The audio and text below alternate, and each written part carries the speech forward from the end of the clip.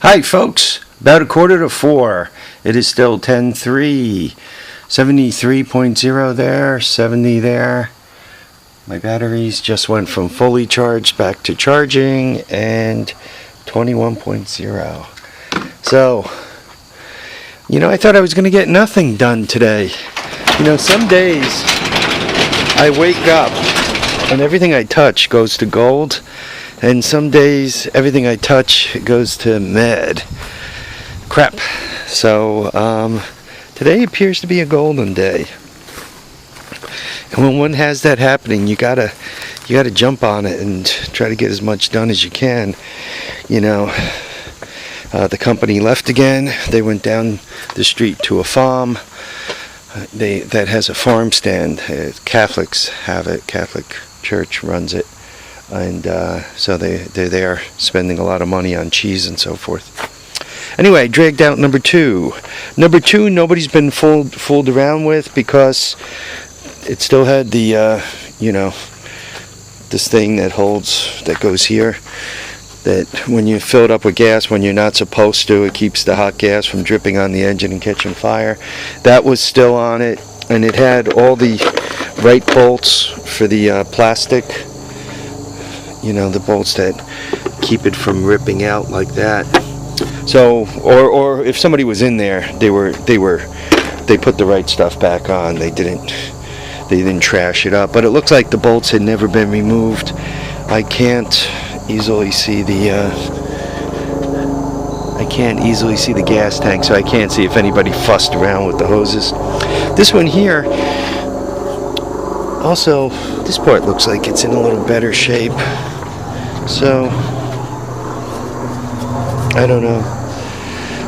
Anyway, this one has the broken string, but I checked the engine, and it does go round, it does have compressed, and it does drive back and forth. The gas on both of them, well, this one smells worse than that one, but the gas looks okay. So, and this one, the chute even turns. I don't know if any of you guys own one of these, an HS35. The sticker's even in better shape on this one. This is where this one came from.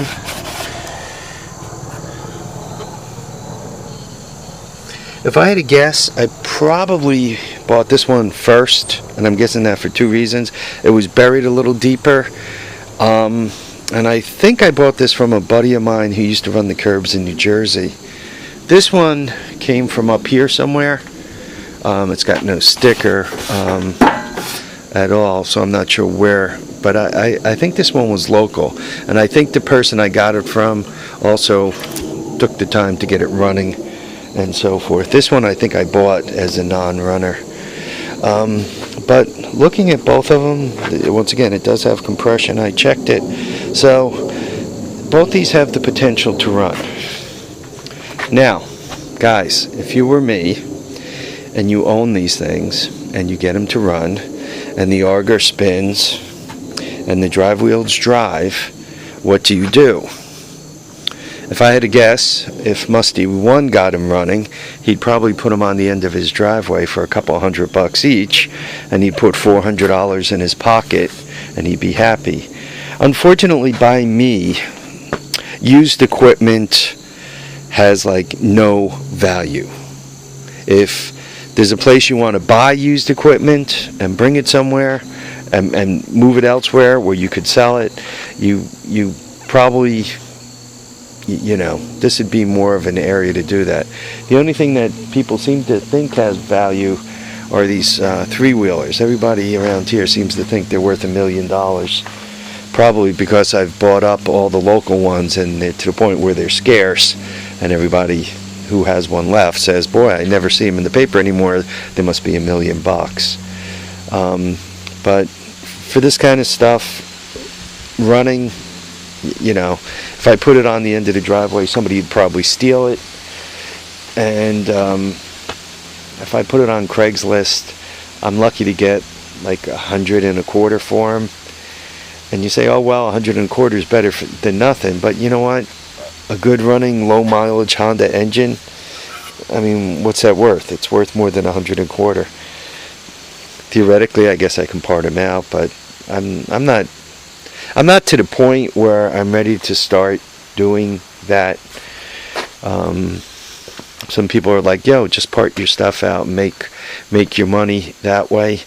Well, once again, I'm not quite there. When I retire and I'm truly broke, I'm probably going to have to go there and start doing that. But in the meantime, I'm not quite there yet. Soon, but not yet. I watched a video last night about a guy who bought a transmission. He bought one of not this one, probably more like that transmission. He bought it from Surplus Center. Cost him delivered. It was a little under $150. I think it was $119 and 20 something bucks to deliver it. So $140 something. And he had one of these that was a 5-speed. The one he bought was a 3-speed. And actually, the gears from the 5-speed came right out and went right into the 3-speed. And what was interesting is, as he was showing what was going on, to me, it made me believe that the transmission, the gears, the 5-speed in this is probably okay. It looked like there's a transition from here to go to the rear end, and that's where it seems to have broke. If I had to guess, though, the gears that slide back and forth here are probably still good. So I'm not quite to the point where I'm going to get rid of that guy yet. I'm going to hang on to it for a little bit longer, move it out to a shed. As I'm trying to get the driveway cleared off basically before Christmas, that's kind of why I'm poking around with all this crap. And this is a compressor. I probably got this compressor and that snowblower around the same time, same year maybe. And you look at a compressor like this. I mean, it's a 2-cylinder piston type. It's not seized. And you kind of scratch your head and you say, well, do I want to keep it? This monster probably produces about the same amount of air as this little guy. I mean, this little guy, let's face it, it's a disposable compressor, but you buy them for $39 if you have a coupon. You might even be able to get them as low as $29, and you use it until it dies, and then you bring it off to the scrapyard, or you recycle the tank and make another project out of it, whatever you do with it. This guy will probably last you forever, but man, it's a big heavy piece of crap that takes up a lot of freaking space. So then what do you do with it? Do you say, I'm going to bag the motor and the compressor?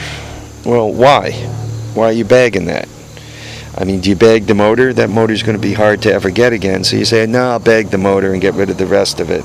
Well, the rest of it is probably worth less than $5 in scrap, or maybe barely $5 in scrap. I don't, that's the problem. That's how the horde got here, one piece at a time. You kind of buy this crap, and then once you own it, you got to figure out what to do with it, how to get, this type of thing, I guess I could get it working, and my son's been after a compressor. I can bring it over to his house, but then he's got this huge monstrosity piece of crap that he could replace with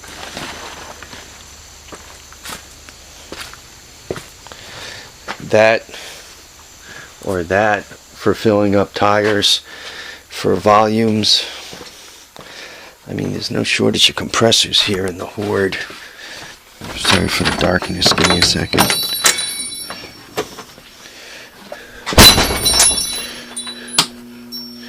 Right, let there be light.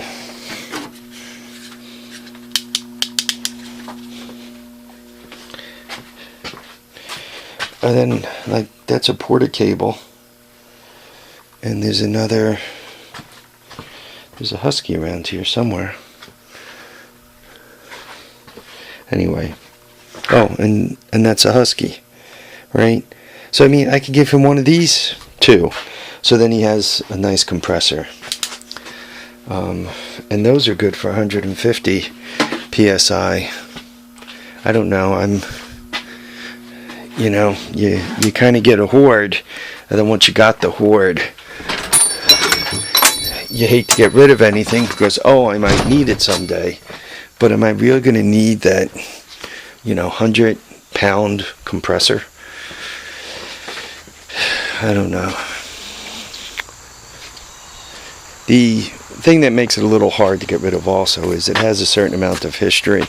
There's a guy I knew, I don't know if anybody's from the Hudson Valley. In the olden days, there used to be a flea market known as Maybrook. It opened before I was in high school. I think it opened like 1970. Okay.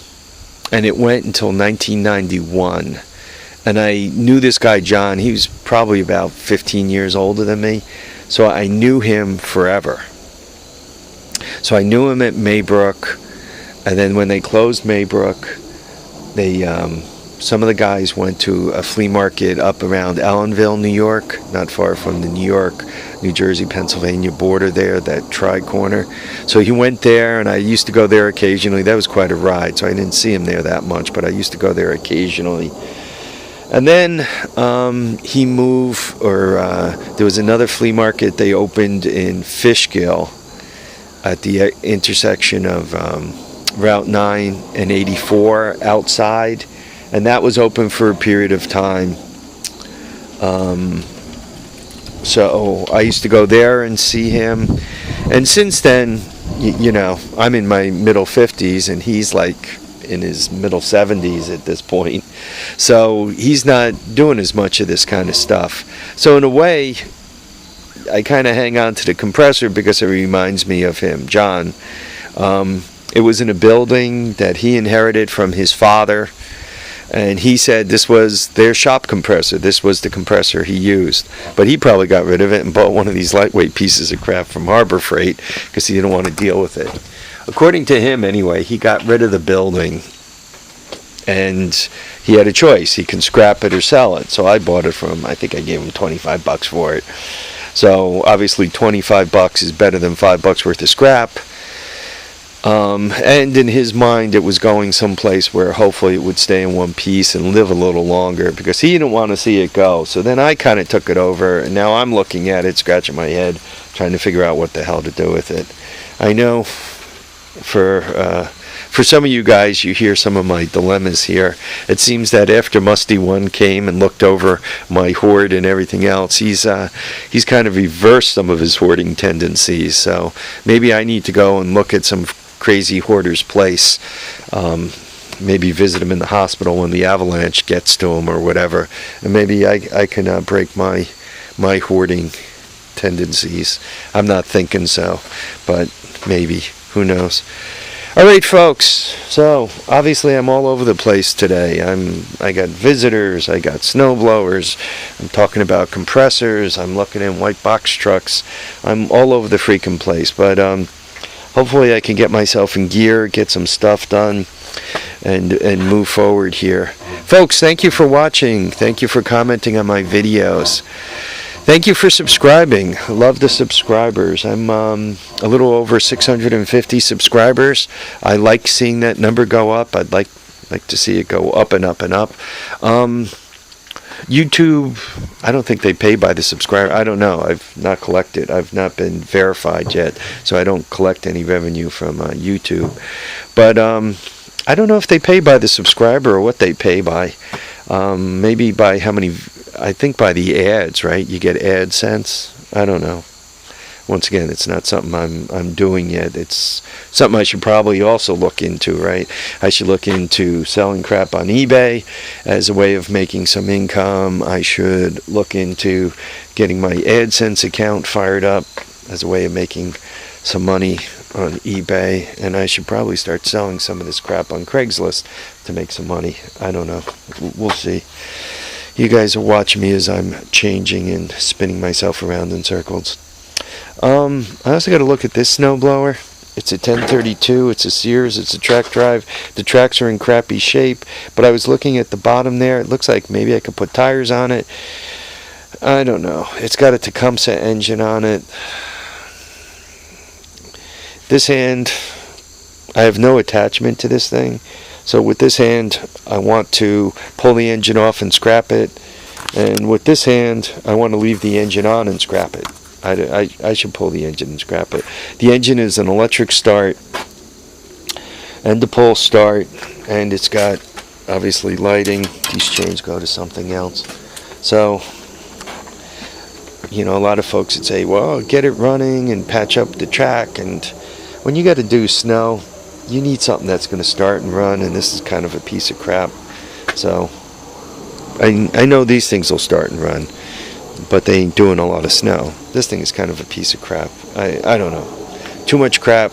Overloading my brain. Gotta go. Once again, folks, thanks for watching, commenting, and subscribing. Keep the comments coming. I read them all. Remember, keep your head up, tires down, and enjoy all the days that the good Lord gives you. Thanks, folks. Bye now.